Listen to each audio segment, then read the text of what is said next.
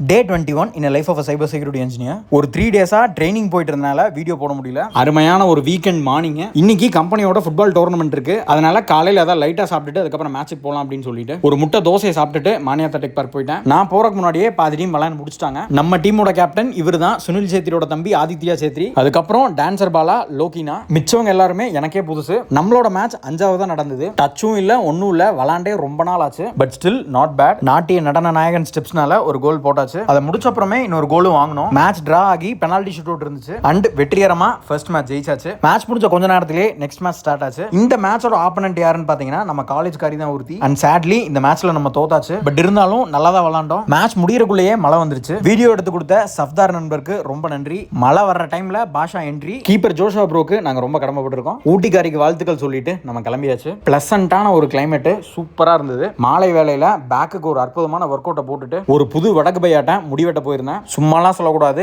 அற்புதமா பண்ணியிருந்தாரு. அதோட 4 மணியாச்சு. ஆடுங்க, பார்த்துக்கலாம்.